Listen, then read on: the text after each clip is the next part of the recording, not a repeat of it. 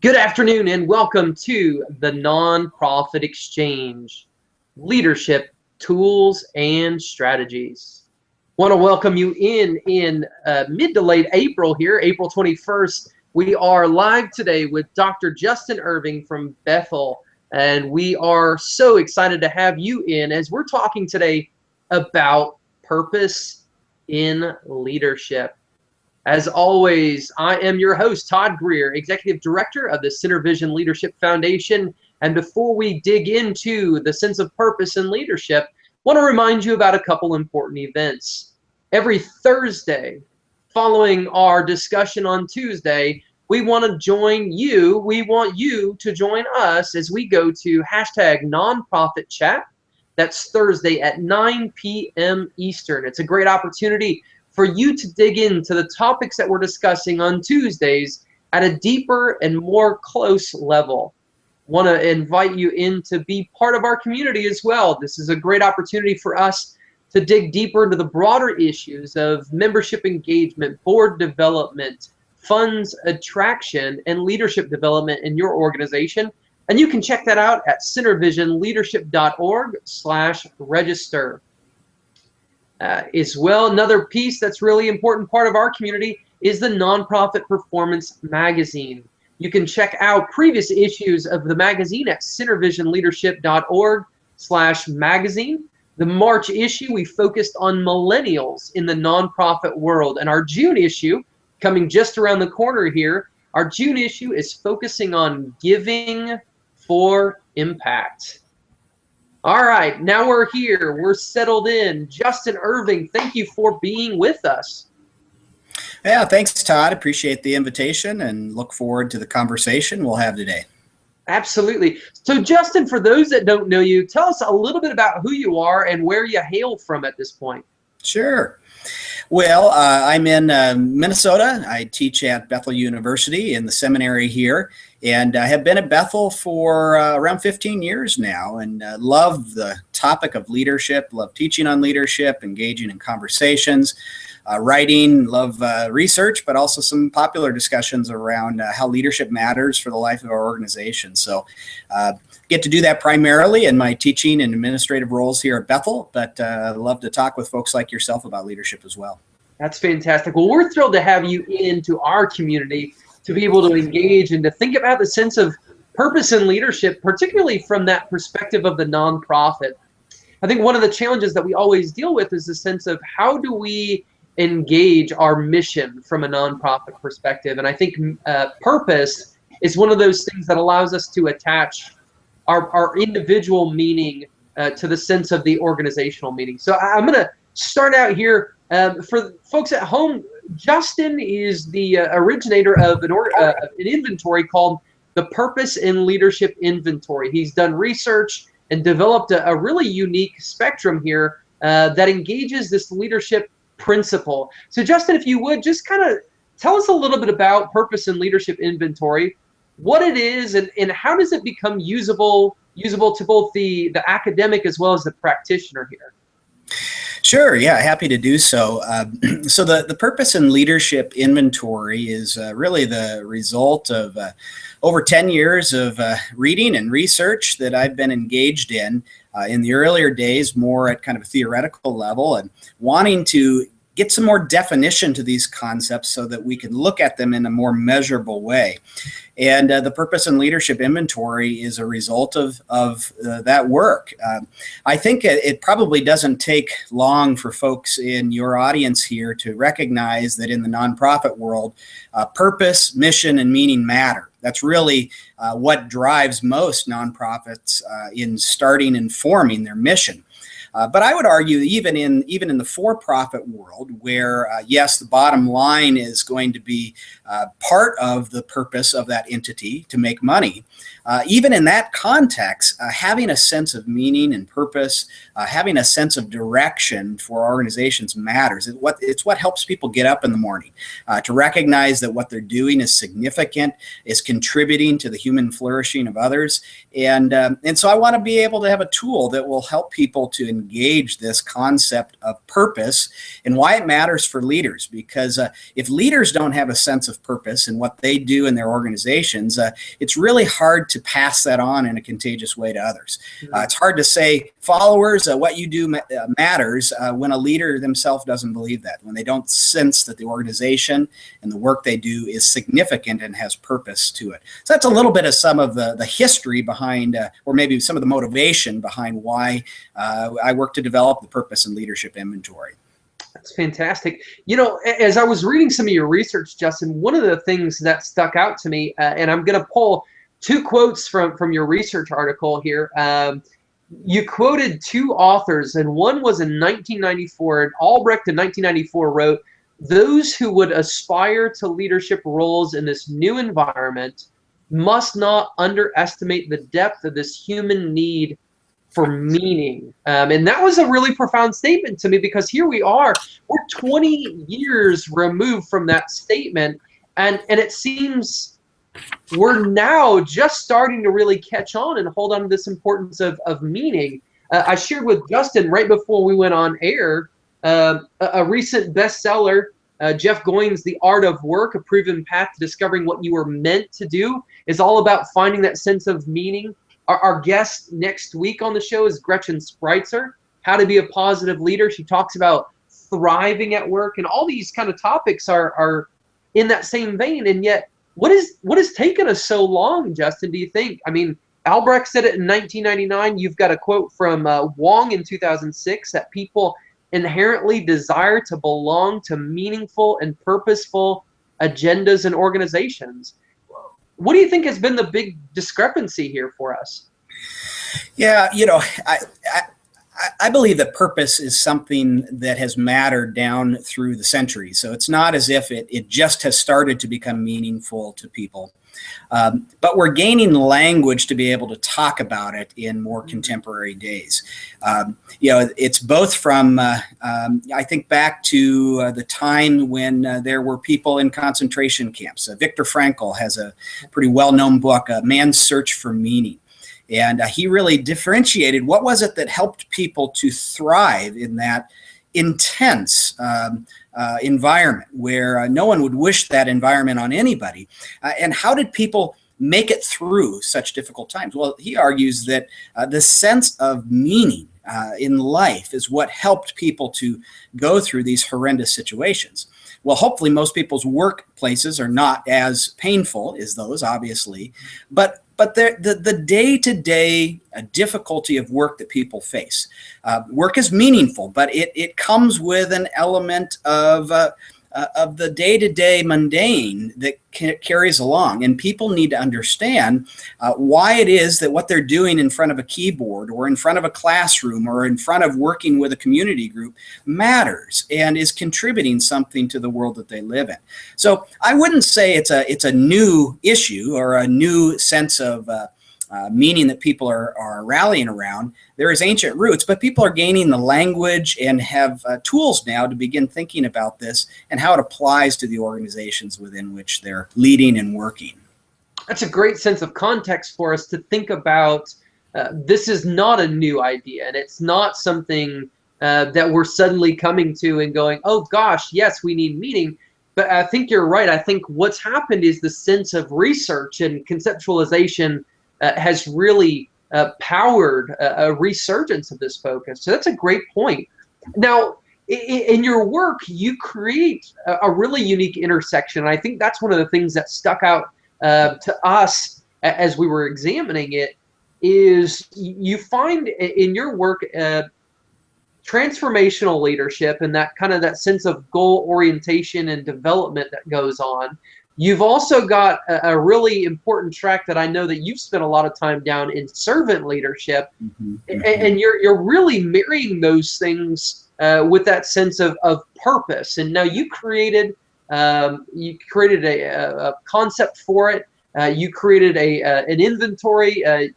Folks, if you're like me and you kind of geek out at those moments where you can look at somebody's research, Justin's research is accessible, and we'll make sure that we have it here for you shortly. So that you have it by Thursday at least to be able to access that. Or you can go to purposeinleadership.com and you can find access to that there. But one of the things I think that it's so unique about it is, from what I've seen, a lot of people tend to go and they try to play one specific concept within the leadership realm. Yeah. And they've got that one, we used to talk about the one arrow in their quiver, basically, and they want to pull that one arrow out for every problem, every issue, for every lens, and that's the only thing that they look through. And that's why I think it's really interesting to see what you've done is creating this intersection here. Talk a little bit about those three aspects and how they come together in the purpose and leadership inventory. Great, man. Thanks for that. Well, there are three main constructs that we're getting at here within the purpose and leadership inventory. One is goal orientation, the second is follower focus, and the third is purpose and leadership. Now, saying those terms doesn't necessarily help to understand them. So what I like to do is back away from the terminology there and really get to what are some of the core questions that organizational leaders and followers can answer by engaging these constructs. So it really comes down to the what, the how, and the why in my mind. Every organization, every leader needs to understand what it is they're focused on. And this is getting at goals. What are the things that need to get done in the life of the organization? If things aren't done, if goals aren't met, organizations usually don't continue. They don't thrive in their future, or they might cease their existence. So goals matter to organizations and matter to leaders. And followers want leaders who have a sense of direction and orientation around goals. They want leaders that are helping to get things done. But it doesn't end there. It's not just that things get done. It's also a question of how it gets done. So some of the theories that you mentioned, for instance, transformational leadership and servant leadership theory, help to kind of balance out a lot of the 20th century managerial emphasis on goals and outcomes. And it said, you know what, the people, the followers involved in an organization are important as well. So transformational leadership even brought together saying we need to consider the needs, the wants, the aspirations of both followers and leaders. Mm-hmm. And servant leadership went a step further and say, you know what, the best leaders tend to be those who actually focus on their followers. And they say, who we're engaging, the followers that we're engaging in our organization matter, because if we care for our followers, we actually meet our organizational outcomes in the most productive way. So it's not an either or, goals or followers. It's saying both of these matter. And the research that's been done with the purpose and leadership inventory affirms that as well. Goals and followers matter to the bottom line for organizations. Now, the third element of purpose and leadership really is the newer focus, the newer issue that is rising to the surface in the literature these days. You noted this. We talked a bit about the fact that it has ancient roots, but the discussion of it is emerging in a more robust way. And so you have folks like Paul Wong and Prem Fry who have engaged this concept of the human quest for meaning. I mentioned Viktor Frankl. You have some even more popular treatments of purpose and meaning in our day. I notice a book over your right shoulder there, Bill George, dealing with True North, and his concept of authentic leadership. And even more sort of on a popular orientation these days, you have Simon Sinek. He's a TED Talk speaker these days that has talked about why it's important to start with why as a primary question. And so that's my argument, is that the purpose and leadership construct is really getting at answers to the why question. You can be meeting your goals, and you can be treating your followers and your organizational members in a healthy, respectful manner. But if there isn't a deeper sense of why we're doing what we're doing, you can end up with your ladder on the proverbial wrong wall, right? Why gets at the answers to orientation. Why are we focusing on what we're doing? Why are we aiming at the goals that we're aiming at? Why are we trying to create an environment in which people are treated in a respectful manner and followers are focused on? And so really, you've kind of laid it out in a helpful manner. It's not saying that answering the what question, the how question, or the why question, it's not putting those against each other. It's saying leaders need to answer all three of those questions. And this construct, this tool, provides a way of helping to measure the degree to which leaders are paying attention to these three areas for their followers and their organizations. Justin, that's a really helpful framework here, again, for us to be thinking about because we do have a tendency to get stuck, I think, sometimes in the trenches of one of these questions. We either get stuck in the what are my tactics, and you know, how am I going to get it done? And we forget about the why, or we get so focused on the why that we forget that there has to be a how that follows this. And I appreciate the way that you're bringing those things together. Now, if I was to ask you, why should somebody care? I mean, you've talked a little bit about those kinds of things, but what outcomes do you see to an organization who kind of has this sense of purpose down? What have you seen in the literature? What have you seen in your own research and writing? Yeah. Well, you know, there's an interesting conversation that's somewhat been pioneered by Gary Hamel out there of looking at what he calls sort of management 2.0. Mm-hmm. And it's saying, how do we create organizations that are fit for human being, right? Not just sort of the industrial era mechanistic approach, but how do we have organizations where humans are treated in a humane manner? And part of treating humans in a humane manner is treating them as holistic beings, right? People need to know why they're getting out of bed in the morning. They need to understand why their commute into work is meaningful, that it's worth the time that they're investing away from their family. It's not just about a way to make a paycheck, but it's actually contributing to the world around them. Now, for you and I, we're kind of in the sort of the in-between realm of the baby boomer era and the millennials. And I think we're going to increasingly see, you noted that your March issue was focused on millennials. Yep. I think we're going to increasingly see with millennials that they care even more about this why question. They need to understand that what they're doing is significant, and they'll actually take a job that pays them less, that answers that why question, because it matters to their life. And so, well, may have been important for those prior to us. I think it's going to be even more important for those who are coming behind. There needs to be a sense of answering the why. Justin, I could not agree with you more. I was looking over my shoulder, a book over my shoulder here, Cause for Change. It's all about nonprofit millennial engagement. We had recently on the show Frances Hesselbein, who is one of the co-authors of Peter Drucker's 5 Most Important Questions. And they engage this search for meaning through the eyes of the millennials. We've had Joan Cole on the show. Joan has a book called she has an organization called Why Millennials Matter. Yep. Recently have done work with Jamie Nodder and Maddie Grant, When Millennials Take Over. And every one of them, Justin, is saying the exact same thing. Millennials desire not only the how, not only the paycheck, not only the mechanistic, they want that sense of meaning. They want to bring their whole self. You use the term holistic. They want to bring their whole self to work. So the sense of purpose is so important. And it's not just millennials. And I think you hit that really well. I want to read again another quote that you have. This is another quote from Wong, this is a piece from Wong's research. He said, Wong argues that meaning-centered approaches to leadership and management help to avoid toxic corporate cultures such as those that are overly authoritarian, conflictive, laissez-faire, corrupt, and rigid. And now each of us sitting here, whether we're participating or we're watching this, not one of us wants one of those toxic cultures in our organization. And so that sense of purpose or meaning-centered approach to management or leadership is so important. What does it do? I mean, you've probably seen folks that have started to make a transformation. What does that look like in their work, Justin, when they start to shift towards that meaning-centered approach? Yeah.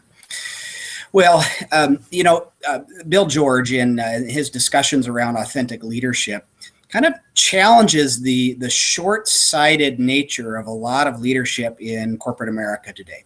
It's really about how do we make performance that's going to appease that next quarterly performance report that has to be submitted, that investors care about. And he says, when we're overly focused on the short-sighted perspective, we're missing out on what makes for long-term effectiveness in an organization.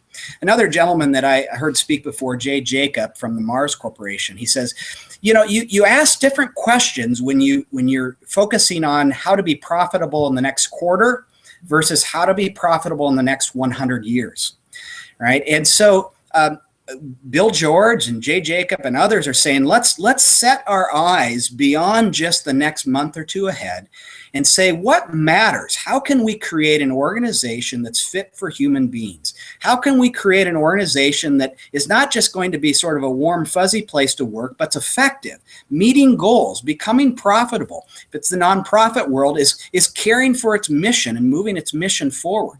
How do we do that? Well, I think when we take purpose seriously, we're bringing our eyes off of the week and month ahead, and we're looking to the year or decade ahead and saying, how do we really make change happen that matters for our lives as people of this organization, but also for the communities that we serve?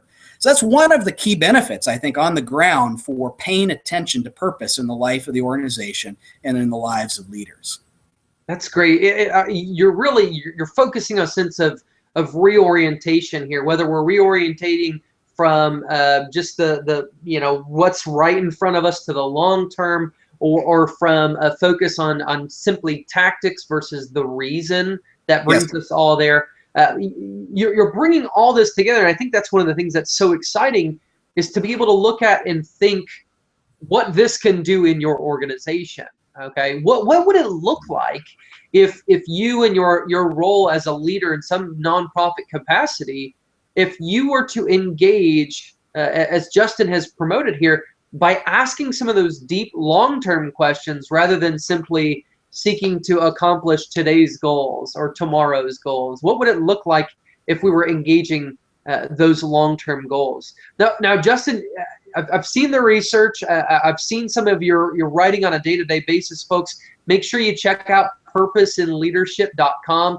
Justin has a lot of fantastic material that he's putting out there, and it's free and it's very accessible.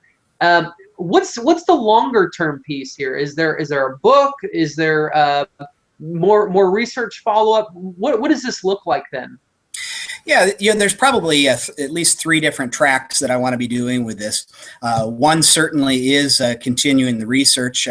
The study that you read was with around 350 participants. I've worked with over 2,000 participants now in terms of this leadership tour. Across the board, strong statistical correlations with variables such as leadership effectiveness, person-organization fit, job satisfaction, organizational commitment, all standard measures in organizational leadership studies for kind of what makes for good engagement on the part of followers and leaders alike in organizations. So across the board, it's not as if these elements are being correlated with just purpose or just follower focus or just goal orientation. No, all 3 of these together is what helps to make the sweet spot of these different dimensions of organizational health thrive. So part of it is I want to continue the research thread. I'd love to see academics begin using purpose and leadership inventory beyond the work I'm doing. So have people contact me if they want to do some studies with this. I also want to see it grow in terms of a tool that can be used beyond academics, but the leader in an organization. Right now, the tool is set up for a follower to assess a leader. Well, I'd like to build a 360 type tool where there can be a self-assessment portion. There can be a follower assessment of leader, and there can be a leader looking to others that they report to give them feedback as well, to give a holistic sense of where they're at around these variables.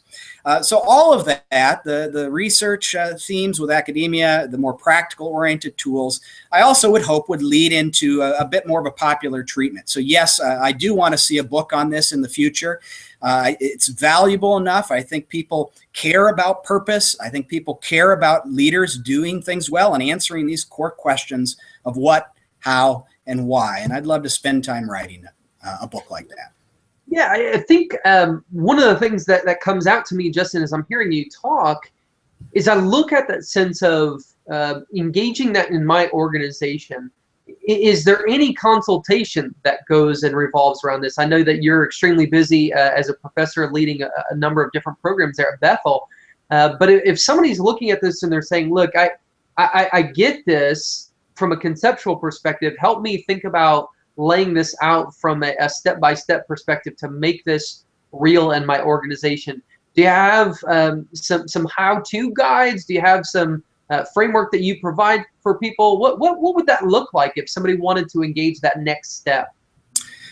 Sure. Yeah. Well, the consulting side of my life and work is limited in light of other responsibilities in academia and writing and so forth. But I'm always willing to talk with people and hear how I can be of help.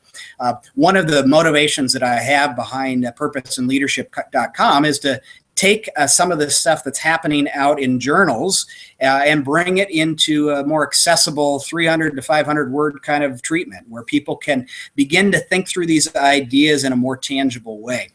So certainly there is the resources on the blog stream that people can be engaging. And if anybody wanted to contact me, I'd certainly be happy to follow up with them on other consulting services. That's great. I really like this. The work that you said here, it's not something that's just, oh, it makes us feel better, but there's tangible research and data that backs up the fact that this is people who are perceived to be more purposeful in their leadership are effective. They're people that are bringing impact to their organizations. And I think that's one of those things we sometimes think, oh, that's nice and that sounds good. Oh, it's nice that people are cared for, but I want results, Yeah. And we get sometimes so bogged down in that, and yet we're continually seeing this movement in research that's pointing to these positive constructs. Yes. And showing that people that engage this positive aspect of leadership, purpose and leadership here, are really the ones that are most effective. And as I was thinking about what you were talking, if you've got a leader that's purposeful and they're caring about your meaning in work and they're caring about their own meaning in work, I'm certain you're going to reduce turnover in your organization. Yes. Yeah. Yeah. And, we have demonstrated that there's this increased person-organization fit, job satisfaction, organizational commitment on the part of followers. Well, if you have those variables, that decreases turnover, that increases retention. And that is a bottom line benefit to organizations. I mean, you come from a human resource background in your training. Well, if you have to maintain an employee, it's much cheaper, it's much more economical to retain a good employee than to have to go out and find another one. The costs associated with that are significant. If people want to be working with you, if they want to be working in this organization, there is a bottom line benefit that comes along with that. And I think we have folks like Bill George and others who have argued this in the corporate environment, in the environment of Medtronics and beyond. Meaning matters to people. Purpose matters to people. And there is a bottom line realized benefit for leaders who take it seriously. That's fantastic. Folks, so thrilled we've been able to have Justin Irving with us. You can find him on Twitter at lead2purpose. You can find him through purposeandleadership.com. Justin, is there other ways that you would like to be engaged by our followers here? Well, sure. They can always shoot me an email. My contact information, probably you have access to that, but you can send me a note, j-irving@bethel.edu. Fantastic. Folks, come back and join us on Thursday at 9 p.m. Eastern. We're going to be going on #nonprofitchat. We'll be digging more into the sense of purpose and leadership, thinking about how do we access this and how do we think about growing our leadership through being more purposeful, through having that greater sense of meaning in our organizations as we lead others, as we engage and really live out our mission. Thrilled to have you in. Want to remind you real quickly again, check out the community, centervisionleadership.org. You can join the community there at register, which is the end point. Make sure you check out the magazine, centervisionleadership.org/magazine. And above all, just engage with this. Think about what Justin's talking about here. Make sure you check out his Twitter feed. You're going to find great stuff on there. You're going to find great things on his personal website. You'll be able to engage deeper and think about what purpose in leadership looks like for you and your organization. Justin, thanks again for being with us today. Thrilled to have you back with us on Thursday. And folks, we look forward to continuing the discussion. Hope you have a great day. Thanks, Todd. Thanks.